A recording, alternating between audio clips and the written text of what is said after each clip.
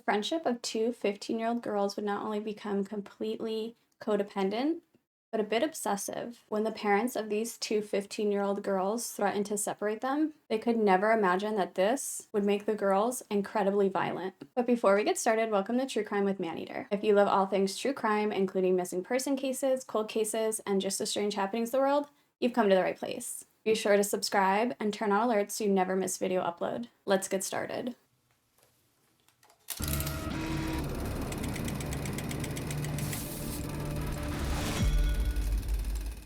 Christchurch, South Island, New Zealand is the largest city in the South Island of New Zealand. They are well known for their agricultural industry, which has always been the economic core of Christchurch. But they're also known for being the second largest manufacturing center in New Zealand. But two occupants living in Christchurch, New Zealand would become notorious with the name. In 1952, both Pauline Parker and Juliet Hulme, who were 15 years old, met at Christchurch Girls High School, and their friendship initially seemed like an unlikely one because they were both from very different backgrounds. Juliet had been British-born and had migrated to New Zealand with her family. Her father was a physicist and landed a job in New Zealand at a college. And Juliet's family was pretty well off. They lived in a large, beautiful home, and they really had everything that they needed. Juliet was described as a fish out of water, but not in a humble way. A former classmate of Juliet said that she was anti-authority and had once corrected their French teacher. This former classmate went on to say, she had a very posh English accent and would hold her head high as she walked. I was with a group of girls clowning around in a locker room, and she came up to us and said, "Oh, you are all so very mid-Victorian." Pauline, on the other hand, came from a more working-class family in an inner-city home. Her home also doubled as a boarding house that her mother ran, and her father worked in a fish shop. A former student from Pauline's class would remember her as, quote, a moody, scowling type of girl, but a strong character. She insisted on being called Paul. She was a tomboy with dumpy, boyish looks and curly black hair that was shorter than the other girls. Although the girls were seemingly from these very different worlds, they were both wildly intelligent and had vivid imaginations. They would bond over their love of books and their health problems. Pauline had suffered from a very painful bone infection as a child, and Juliet had a history of tuberculosis. And because of this, Juliet was actually sent multiple times to the Bahamas and to South Africa, basically to heal in these warmer climates. Because the two of them had such lively imaginations, they would actually begin to write constantly together. And then they would kind of act out these fantasy worlds that they created. They would also take on new names. Pauline was Gina, and Juliet was Deborah. They also pretty much made their own religion where they kind of worshipped certain saints or idols, such as a famous opera singer that they both loved. And because they wrote so much and so often, there's quite a bit of journal entries from Pauline that are public. And one of these journal entries, Pauline writes about a bicycle ride that they both took. So Pauline writes about this bicycle ride, and they're riding through the country. They stopped in this kind of brushy, bushy area and took off all their outer clothes and ran through the bushes. And the girls would write about how they're geniuses that just haven't really been discovered. And it seems like they did become a bit arrogant and conceited in these pages.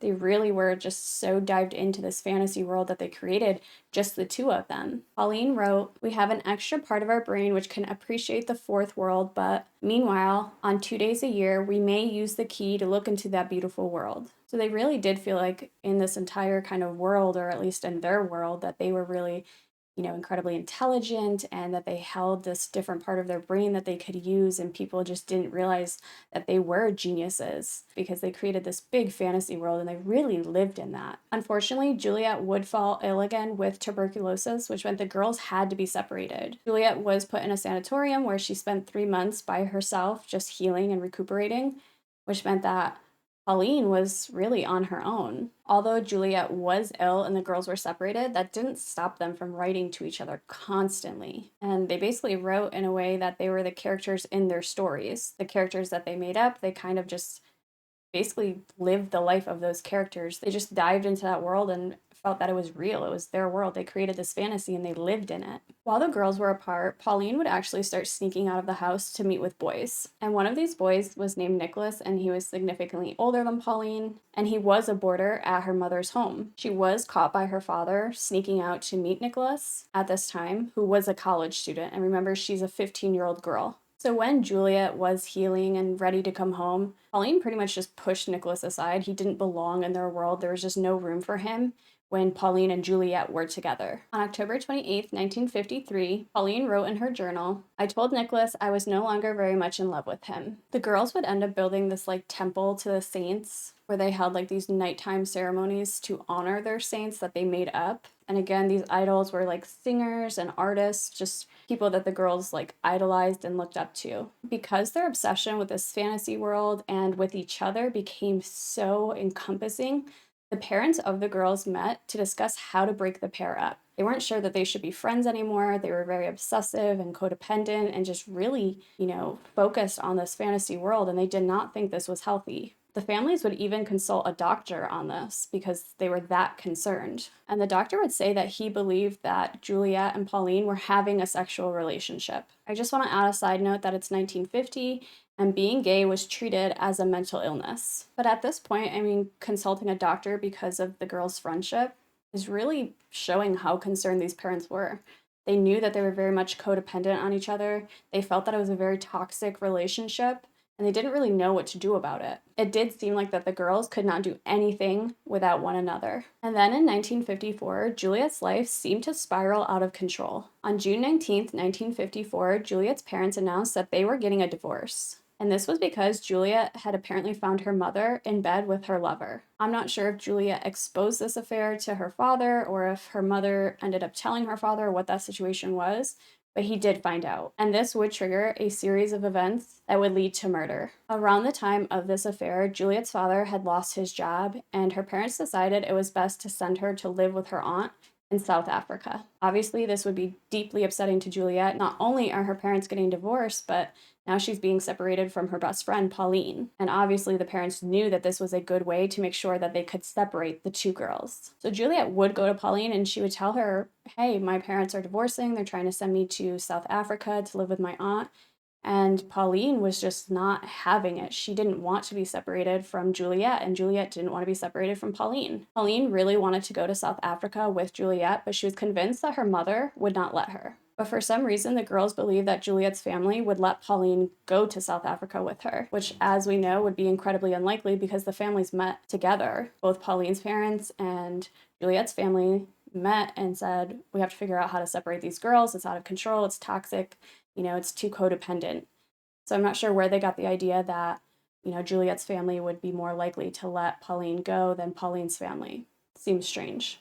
The girls firmly believed that the only thing standing in their way of being together was Pauline's mother, Honora. And this realization would translate to the two girls coming up with a plan to murder Pauline's mother. On the afternoon of June 22nd, 1954, Pauline and Juliet went on a walk with Pauline's mother, Honora. So approximately 430 feet down this path in a wooded area close to a wooden bridge, the girls would begin to murder Pauline's mother, and they used a brick that was put in a stocking to beat her to death. After beating Pauline's mother to death, they ran to this tea kosik where they had eaten just a little while before, the three of them, and they told the owners of this tea shop, "Oh, Pauline's mother fell and she hit her head, please come help us." And the owner of the tea shop would run down the pathway and find Pauline's mother. Obviously, the police were called, and when they got there, they realized there were some major lacerations on Honora. There was lacerations on her head and her neck and her face. There was also minor injuries on her fingers, which we can assume were defensive wounds. And police would soon discover this murder weapon nearby in the woods. So they would take the girls in for questioning, they would separate them immediately, and then the story of an accidental death just fell apart completely. Eventually, both girls would confess to beating Pauline's mother to death, and then they were charged with murder. The trial of these two girls was incredibly sensationalized. And it's not only because they were just two young girls that committed murder. They were like 15 and maybe one of them was 16 at the time, but mostly because they were accused of being lesbians. And as I noted earlier, it's 1950, so being gay automatically meant that you had a mental illness. Juliet and Pauline's lawyers quickly went for the insanity defense. They said that Juliet and Pauline were just crazy at the time that they did this, they weren't in their right minds, and that they had no idea that what they did was in fact wrong. The defense would hire a psychiatrist, and the psychiatrist basically said that the pair of girls were delusional because of homosexuality. And the prosecution would describe the girls as dirty-minded girls.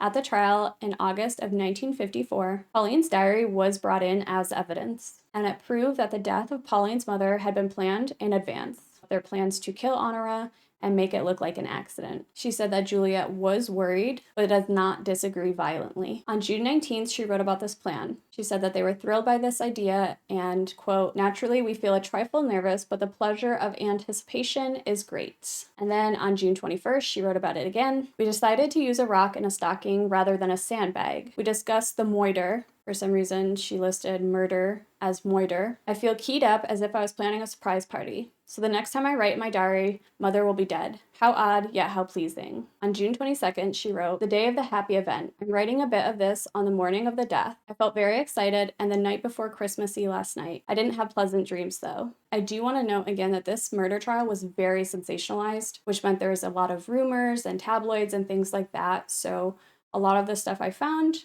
we can only take the word on the girls if it was true or not. But it was said that the months leading up to the murder, the girls had spent more and more time with each other. They would take baths together, they would sleep next to each other, and Pauline would even write about Juliet's return from being ill. She would say, it was wonderful returning with Juliet. It was as if she never had been away. I believe I could fall in love with Juliet. Both girls were found guilty of murder and were sent to prison. They did end up in separate prisons, and they only served 5 years for their crime. It seems like this was a well-planned and well-thought-out in advance crime, and they only spent 5 years in prison for it. The girls were ordered to never speak to each other ever again. When Juliet was released from prison, she went back to England. She did become a member of the Mormon Church, apparently while she was in America for a short time, and apparently the public didn't know what came of Juliet until the release of a film about the two girls. In 1994, there was a release of a movie called Heavenly Creatures, which was, I guess, loosely based on the murder.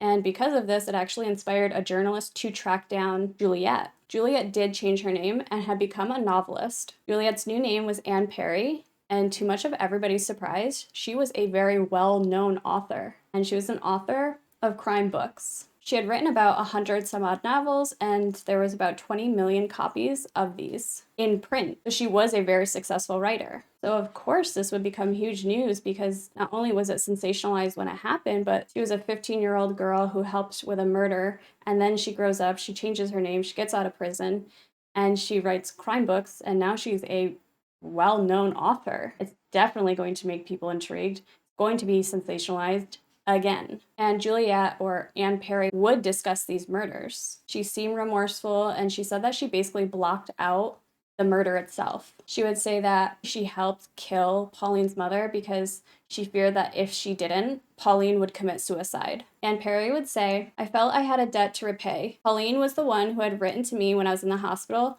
and she threatened to kill herself if I didn't help. She was vomiting after every meal and losing weight all the time. I'm sure now she was bulimic. I really believe she would take her life, and I couldn't face it. She would also discuss her time in prison. She would say that the women's prison in Auckland was supposedly one of the toughest prisons in the Southern Hemisphere, and that she was the only child in prison at that time. And when she first got there, she was kept in solitary confinement for 3 months in a very tiny cell. And she would say, it was cold, there were rats, canvas sheets, and calico underwear. I had to wash out my sanitary towels by hand, and they put me onto physical labor until I passed out. But she would say that prison was the best thing to have happened to her. She would say, it was there that I went down on my knees and repented. That is how I survived my time while others cracked up. I seem to be the only one saying I am guilty and I am where I should be. So for more than 30 years after her release, she really did live a quiet life. But in 1994, she did get a call from her agent who was like, they made a movie about this and it's coming out. And her agent would tell her that a journalist figured out who you are. They know that Anne Perry is Juliet. Anne would go on to say, it seems so unfair. Everything I had worked to achieve as a decent member of society was threatened. And once again, my life was being interpreted by someone else. It had happened in court when, as a minor, I wasn't allowed to speak, and I heard all these lies being told. And now there was a film, but nobody had bothered to talk to me. I knew nothing about it until the day before release. All I could think of was that my life would fall apart and it might kill my mother. And at the time, Anne's mother was still alive, and she was 92. After Pauline Parker's release, she would start her life in Great Britain, and she was discovered by a reporter who had seen the Anne Perry interviews and wanted to find Pauline. This reporter would track down Pauline, who was now living as Hilary Nathan, and she was running a horseback riding school for children. Pauline, or Hilary as she is known now, didn't want to speak to reporters, but her sister Wendy would give an interview with reporters. Wendy is only 11 months older than Hilary, and she said that they were very close when they were younger. She said that they were often mistaken as twins, obviously because they were close in age and they looked very much alike. Wendy would say that Hilary failed in a bid to become a nun, but would go on to say that she is a nun in her way. She's living in solitude, she's deeply religious, she leads a very unusual existence. She hasn't got a TV or a radio, so would never have heard what Anne Perry had to say, and she wouldn't care. Pauline, or Hilary, hasn't seen the movie Heavenly Creatures, and her sister said that she probably never will. Wendy would go on to say, she doesn't have any contact with the outside world. She's a recluse, really. She's a devout Roman Catholic and spends much of her time in prayer. After Hilary's release from prison, she would study at the University of Auckland